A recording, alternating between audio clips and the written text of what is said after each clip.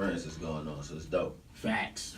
So being that it's All-Star Weekend, how do you feel like everybody coming into the city of Charlotte? What do you think is going to be the end result of everybody coming out? Because they said it's supposed to be over 150,000 people, and I haven't seen it personally yet. Right. You know what I'm saying? But what do you think that's going to do for the city of Charlotte out here? It's going to do a lot for the city of Charlotte. Charlotte going to make all the money. From niggas going to jail to the parking to, you know what I mean? Just the city in general, you know what I mean?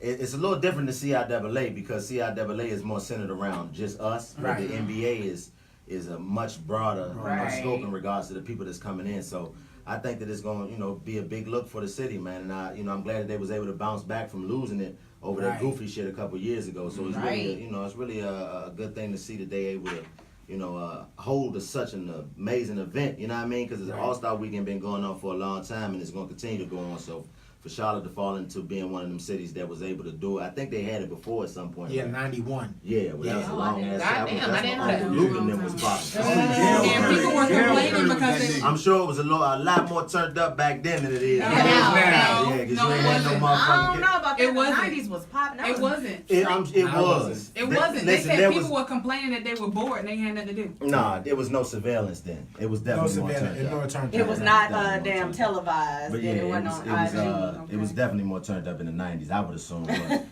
I just think that it's dope for them to be able to hold such an event and be able to, just basically represent North Carolina in a strong way. That's dope. That's what's up. That's what's up. So what you been doing since you got here? When did you get here? I got here yesterday. What'd you do last night? I had a comedy show. We did a comedy show at the White House. My boys, a freestyle funny comedy show. And then today I got some shit called a bar crawl. It's like 3-4 different bars, and you can be able to go back and forth between the bars and all that. And then tonight, my boys Darren Brand and got a show, a smoke out show where you can come and smoke and watch a comedy show. So hey, what is that? What's the venue? What's the venue on that, bro? It's a private location. Okay. You don't want to bring too much attention. You got to buy the ticket to find out where it's at. But if you buy the ticket, you'll know where it's at. It's gonna be dope. Okay. That's what's up. I like that shit. Now we was talking. Now I'm sorry to cut you off. You good, man? Me and P. I was talking I'm about. sorry to cut you off too, but you look just like the father off that Tyler Perry show, Mr. Brown. Mr. Brown's son. I can't stop that nigga look like young Mr. Brown. Yo, I done got that before. He played me a little bit. I had to get that out of my head. I feel you. No, me and P. was just talking like of all the niggas still standing on Wildin' Out, Chico has remained on the goddamn thing. Yeah. So what is your trick to the trade? What is the secret? How have you lasted so long on Wildin' Out? I really don't think it's anything beyond just Being funny. not even being funny. It's just certain things you kind of fit into perfectly. Like I've always been a goofy motherfucker. Like you would have to know me to know that, because I was never a person that was one of them dudes that was outgoing in that regard. But if you knew me, you knew. But making up songs and doing all of the stuff that we do on the show, I've been doing for a long time. So it's just kind of getting in that environment and seeing that I was able to adjust myself and what I do very easily, because it's something that comes natural to me, and it's not something that I necessarily have to work like a lot of other people do. You know what I mean? My work is a little different. Like the challenges that I have in my comedic skill base is not in that space. So I'm just a naturally funny person in that regard, improvisational and all that good stuff. So I just think that one is that, and another thing is just being able to know how to handle your business and conduct yourself in the right way. I think one of the major things that people do and get confused in this industry is thinking that you're supposed to pay attention to what anybody else got going on other than yourself. So I think that the quicker you learn to pay attention to yourself and pay attention to what you want to have going on, and you'll be able to be a lot more successful in whatever space you're in. I like that. And that's a great segue though, because snap on the ball. Because you mentioned freestyle funny comedy. You used to do that. Like that was something that we did here in Charlotte, that y'all started in Greensboro. It was eventually we were gonna come together. Me, Burpee, was gonna come together. It was you, B. Dot. Yeah, my boy drinking. Osama been drinking. And Big Baby. And Big Baby, yep, Big Baby. And that started, how long ago was that? Y'all been doing This was 10 years ago. 10 years, bro. My bad. No, you good? He got a nice, you that got children. This brain hitting me right now. Big Baby, what's up, my nigga? What you want, my boy? Doing this podcast. No What's going on with you? advisory. With it. Ain't shit. His ass on the mic. Yo, what up with the smoke outside? See, I was just talking about you, bro. Just let them know what time Talk it was them tonight, up. man. Man, you know what the fuck going on. Put him on the mic. Yeah, he already on He there on- right he on there. the You see what he doing? He lighting up right there. That's right. Let me know where the address to the smokeout, man. Well, look, say White House. There you go. White House. He Done told deal. y'all. So Done now deal. we This ain't air next week, so Done they'll deal. pull up. It I'm won't be making It won't be it. going on, It right? won't be going But on. I'll meet you back when I finish doing this shit, bro. Hey, yo, real talk. Yeah. Cam Newton got me up last night. I believe it. Y'all went to nigga, hold the story. Yeah, no, get it on the air. Get it on the air. We gonna let you know. We Go gonna ahead. keep that one on Hold the first tight. down. That's what we gonna do. That's what it is. Hold tight. But yeah, that definitely was something we started in Greensboro. It was 10 years ago, man. And you know, that's a lot of, you know, what keeps me humble. Like I look at the game a little differently. Like I see the world differently than most people, but I definitely look at the game differently. Like what keeps me, you know, grounded and not letting any of the success or any of the failure or anything go to my head is because I look at my life now and the things that cause confusion in my life at this point would have been the solutions to every problem I had 10 years ago. Right. You know what I mean? Like the things that I gotta pay whatever for flights. Like that money that I'm paying for flights would have fixed all my problems at that time. Right. So it's like just keeping that perspective and understanding that, you know, the progression of where you come from is just based on, I have a theory that I live by. As long as you learn to live with the things you need, you always get the things you want. So that's pretty much what it is that has kept me, you know, able to keep pushing forward without being, you know, stagnated or caught up in the hype of what I'm supposed to be or what other people think I'm supposed to be doing or have going on. That foundation that we started 10 years ago is, you know, the foundation that I still carry with me now. How did y'all manifest that into what it is now? Like it didn't grow into Wild and Out, but y'all got attention from that. Yeah, well, it started with just us coming together. I was already doing comedy at the open mic nights in the Greensboro Comedy Zone. We all kind of came out of that building. Right. And, you know, that being on the radio at that time, having a name was like, yo, I want to do something. I want to create a night and, you know, kind of just assembled the team in that regard. Yeah. And then we just started pushing, you know what I mean? And Yeah. then from that push, you know, ended up going up to New York, locking in with some people and, you know, getting some opportunities to do some comedy shows with Nick Cannon. He had a Fresh Faces of Comedy show that he was doing in 2010, and he invited us up to do it, myself and B-Dot, and I went up and did it, and that was my first time meeting him. Then fast forward 2 years later, damn near, you know what I mean, the Wild and Out auditions came about, and, you know, I got on, and the rest is history. Then B-Dot got on, then Big Baby got on, and, you know, Drinkin's got an audition as well, so that's the thing. It was a foundation of me. Like, it was never about me. It's never been about me and never will be. It's about the greater goal, you know what I mean, of just basically leaving a legacy for you and your people. So I'm glad that we was able to do that coming out of that small building in Greensboro, North Carolina, which isn't a, you know, hotbed of comedy. Ain't nobody coming to Nah, it ain't really popping so like for that. all of us to come out of that building like That's that major. it says something real major. That's major. You're the Frank Lucas of comedy out there. So what was it about, I guess, Carlos in DC that made y'all join together to do the 85 South joint? Well, me and Los, you know, we met at a show way before either one of us got on Wild and Out. We met at a show at Winston-Salem State where I went to school. He came down with a guy named Zooman Miller and did the show. That was the first time we met. And when we came to do the audition, you know, when I walked in, you know, and saw him and he saw me, it was just like the connection that we had just immediately because we knew each other. But at that point, it was like we knew that we was kind of the same type of dude. So never forget, on the day of the audition, we walked in and seen each other. Lo said to me verbatim, he was like, man, I don't know what the rest of these niggas get ready to do, but we in here.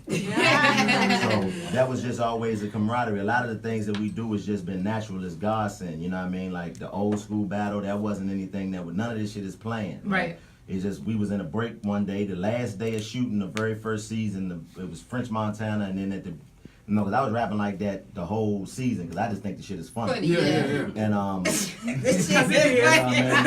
and Los came up to me in the break and was like, bet you don't want to, you know, wild style old school. I'm like, bet. And then when the cameras turned on, that's what you seen. And then when Fly came in, Fly had that same kind of energy. You know what I mean? Even though he's younger than us, like he still had that same energy, like, you know, the energy of knowing what he wanted to do and being confident within himself. That's why the 85 South Show works the way it does. It does. You got, three guys Y'all are who hilarious. who are all lead singers on their own Yeah. come together on stage and be the lead singer together. Right. That's Right. something that you've never really seen black comedians do in that regard. So That's true. that's really how it came together, just a natural, ordinance and God really. Because Right. a lot of the Yeah. stuff that we do on stage amazes us, everything that we do, because we don't plan any of it. Right. Like we sit on stage and they say, ladies and gentlemen, make some noise for the 85 South Show. The curtain opens and then the show starts. Right. That's It's how it your goes. audience, it's the You people know what I mean? that support It's you. truly improv. Like it's no planning, no nothing. So it's just really an energy that God has over us that you can't deny. So you'll be going against the energy that's being put into the universe to go against something that works so naturally. So that's pretty much what it is. Come on, Let's give a word. round of applause. Wait, before you Snap, go, snap. cause my favorite is Brother Knowledge. Like, Oh, I Yes, I love for Brother Knowledge. fucking And then that brother. smile. Okay, I live for a Brother Knowledge. So we're gonna That's get it. into hot topics where we're talking about the whole Monique Steve Harvey thing. Are we gonna talk about it? We gonna bitch? talk Shit about was it, real. bitch. Right. Shit was real. I want Brother Knowledge input. 2 cents Yes. on it because it's the whole thing where people are now putting out the memes now where they're comparing the scene from what movie was that, from Roots, where Kunta or whatever is Oh yeah. where he's talking to him and the house nigga or whatever is kind of going on, and they're comparing it to the conversation that Monique and Steve Harvey were having. So what does Brother Knowledge have to say? Well, the house nigga is real. Yes, You it know what I is. mean? And even though the house nigga is real, you can't deny the fact that there's always going to be alternative perspective to whatever it is that's going on. You know what I mean? Like, and I watched the conversation that they had, and I respect what Steve said because that's the truth. It's the truth. It doesn't necessarily mean that you have to live by that truth. Right. But it's his truth, and he only can speak his truth. And in that regard, like, you just look at it like this from a perspective of a person who is an entertainer, right? We live in a very unique time right now in this regard. If you look at the R. Kelly situation, right? R. Kelly's my favorite artist ever. Been my favorite artist ever Right. for a long time. But the difference between now and then is we saw him do something. Like, for example, if I was to get up and smack him in the face, you saw me do that. If he don't do nothing when I smack him, then he didn't do anything. Right. But if later on, 2 years later, he found out I was hitting this girl, now he want to kill me, Right. it's a problem. Right. But the reason why we can have that type of perspective now is because now we live in a time where you can give your opinion publicly and privately at Have the a same platform. time. Right. At the exact same time. You can have an opinion that's public and not even have your picture on whatever you sent it from and get it directly to sender. Versus when the tape came out that we all seen, you'd have had to get your ass up and go stand out in front of Tower Records Yep. and go stand in front of an R. Kelly concert and Right. protest. Right. So it's easier now to just live by a standard that you don't necessarily have to live by because people don't necessarily see how you living. So what Steve was telling Monique was basically you can't be a nigga. Right. Nigga. Right. But I am a nigga. So it's really just what side of the fence you want to be on. You know what I mean? Yeah. And me personally, I'm not going to, sacrifice my integrity for money, but also I've never been in a position where that type of money was offered. Okay. And that's my And what thing. I can you think say that if you people- never had it Because before? I don't speak Right. on things that I can sit here and say I don't believe that I Right. would jeopardize mine. There's certain things just as a man that I'm not going to do in general. Right. Period. I fuck that. You got to kill me. But at the same time, it's easy to say that staring $10-15 million in the face, you stand firm. If you're in a Right. position as a man to get your family out of fucking yeah, debt and but be man, able to you know, provide you for your can't be family, mad. I can't be mad Steve at Harvey's Harvey. looking at it from a different aspect, and I think that's I don't agree But with Steve him has myself. always been honest. He It's a always bit- has been. It's a bit He that always he has did years been. ago where he talking about he said if he said it himself on stage at one of his comedy shows, for $10 million I'd be the greatest monkey you ever seen. He I'd did say that. I would Yeah, I be remember making niggas you would be so ashamed. Look at this big lip nigga. Okay. And so We're there, Steve. exactly. So I'm not mad at anybody Right. for living whatever Whatever it is their their truth is. Absolutely. And Monique, and that's the thing. Absolutely. I think that You got a little something. A I little think shit that with what the the lip. fuck? Last night, nigga. That was last night. I just went to the They got a tooth fairy in his beard. motherfucking midnight diner and got some grits. Yes. But you know what I mean? I think that people, in my opinion at least, people are paying attention to the wrong aspect. Right. I'm more proud of the conversation being had. Yeah, absolutely. Then That's what I And said. on TV. what the content of the conversation is, because people don't understand that shit used to be illegal for black people to sit and build together like that. Right. Now you can do it on national television. National television. Two superstars doing it at the same time. So it's like, I really don't, and mind you, again, I'm a professional minder of my own business, so I don't get caught up in all of the, the back and forth between anybody else, but I just know from my perspective, what I took from it was him trying to help his sister out, and his sister trying to let him know why, this It was is just a this clash of two people. Yeah, I think it was Saying- necessarily a It wasn't even clash. just a I think it was the conversation. more It was a people clash. around them that clashed than Yeah. them two, because It's I think just they that- had a healthy conversation. We'll talk about it because Chico gotta go. But y'all Nah, I tripping. mean, you but we'll good. talk I about ain't rushing out. No, Oh, we are because- talking about it during Hot Topics. We are gonna talk about it during Hot Topics, but Y'all good. that was Steve yelling. Monique, we not gonna do it. Moving No, on. we are gonna do it. We'll do it. We are gonna do it. You We're had on an that. issue. You had an issue with the tone of the conversation. And he grabbed her and all that. But that's the trying thing. You gotta understand. You don't know their relationship. Right. You just know the conversation that you saw. I know the conversation that I saw, and I know I'm looking at my sister's face, and she was taken aback. She She was was. uncomfortable, And and it- I would have been too. and- And that would have been. We were talking about it last week. Being antagonized, a bitch like me, Steve Harvey would have got punched in his mouth. You can't You say need to he calm was the fuck antagonized, down. You but wouldn't he have was got like, punched in his mouth. so. Chico. That's his sister. Stop it. Like that's the thing. You gotta we gotta Yeah, stop stop the that. violence, yeah. You not even the violence, because sometimes that's necessary. But I just think that when people watch conversations like that, first of all, you're looking at two titans of the black comedian Okay. industry. Which And he you- said as well. And you are talking about somebody who both of them have reached a level of success that is commendable, that is very Yes. difficult to reach. So you're looking at the conversation from a perspective of the conversations that you usually have. We always try to put what we think somebody is thinking in their head. You don't know That's what true. the fuck Monique was thinking sitting there, but you saw her doing it, so all you can do is attach your opinion to whatever you think you saw. But the reality is the conversation is necessary, regardless of whether or not the tone was a little aggressive. That's just the way. I know Steve Harvey. That nigga is different. Like, literally, he's a different type of dude. Like, the dude you see on TV, he telling you that's what he is a nigga's nigga. For real, from my That's a personal- coach's, my a personal- player's coach. My Like a personal, player's coach. my personal interaction with him.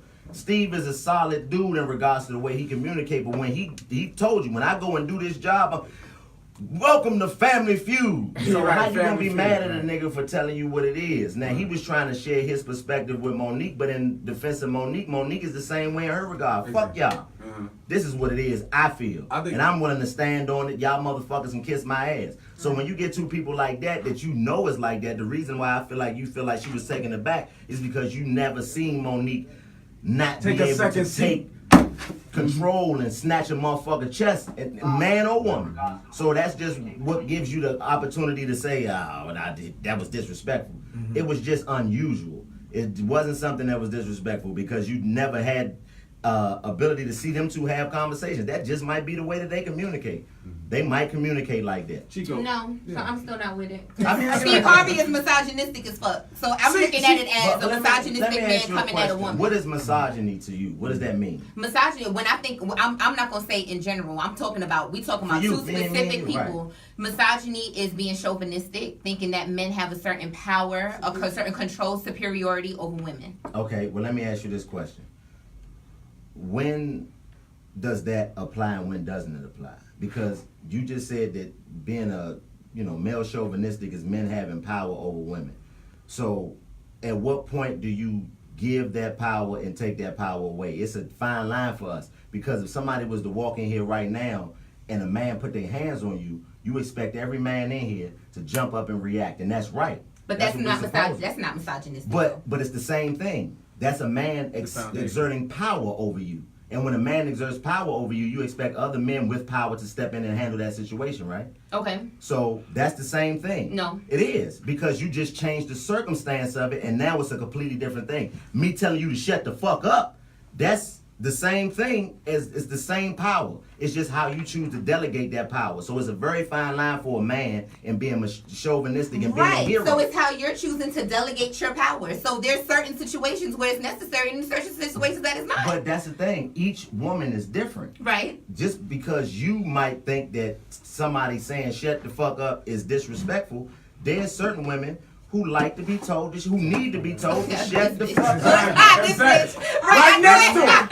Right next to it. That's okay. I need to shut the fuck up. I'm be like, okay, unzip jacket. Because I talk about this stuff a lot, and I thought that's what this podcast, because she told me that y'all talked about it, but I came in prepared to talk about all the wild shit. But you know what I mean? Yeah, we did get off topic. You're going a little off, but yeah, it's going good. We go where the conversation. For example, Right. it's like I always find trouble in the fact that women are quick to tell a man what he shouldn't do, but then in the same turn not accept us for the things that we may do that may be beneficial to us in this regard. Like me and you bald, right? Mm-hmm. If you in a relationship with me, if you're in a relationship with my man and he come home the next day with dreads, how would you feel about that? I love dreads. I wouldn't be But mad. he was bald before. He was bald. Okay. The nigga came home, he came and got lace front on his $150, nigga. nigga whole shape up. Yeah. I won't clown you, Eddie. I'll be the only one with damn lace fronts in this hair, goddamn. That's not what a man does. Right. But why not? You know what I'm saying? Like why does the line get drawn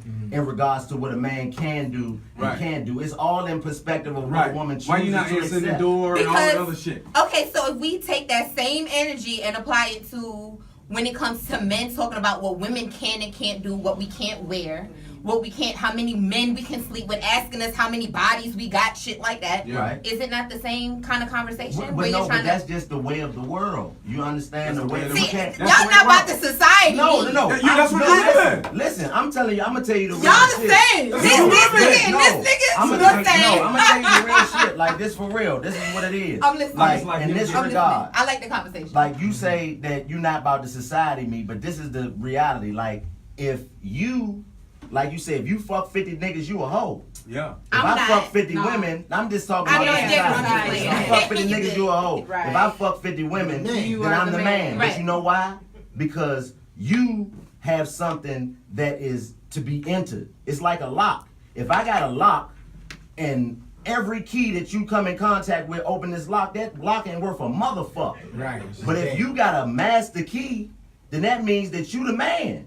That's just the way it works. So you as a woman, you will never be able to understand male perspective in that Ever. regard. Because I'm not hearing none of that shit. Because the beauty of it is. But let me ask you a question. Jingling. Let me ask you a question. She basically want a dingling. No. The shit Let me that ask you you a want to question. do, you should have a dingling.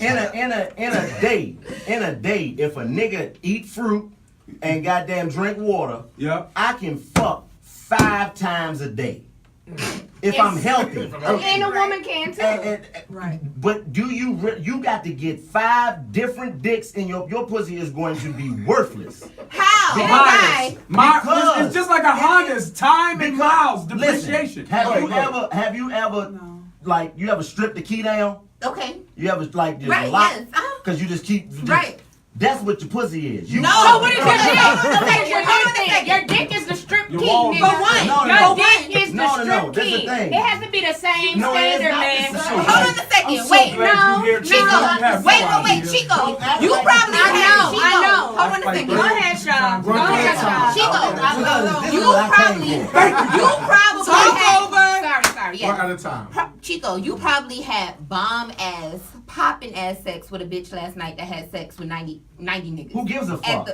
But you don't know. You're you'll saying never know. you don't know that. You're No, saying no. that her pussy is worthless. No, you just fucked her and it was good. I'm saying that in the scope of what we're talking about. Right. Me personally, I have a completely different perspective on what we're talking about. I don't give a fuck about what you do with your pussy. Yeah. Okay. If you don't wake up in the morning and wash your pussy, it don't belong to you. It's yours. My Okay. job is not to control what you do with it. My job is to make sure that I'm the coolest motherfucker that I can be, so whatever you decide to do with it is beneficial to me as it is to you. Yeah. That's my perspective. Okay. But what we talking about is Okay. what you said, male chauvinism Yeah. and all of that. Right. In the society And all of we that live- was chauvinistic. That was an example. If we exactly, but I'm that's the saying thing. we have.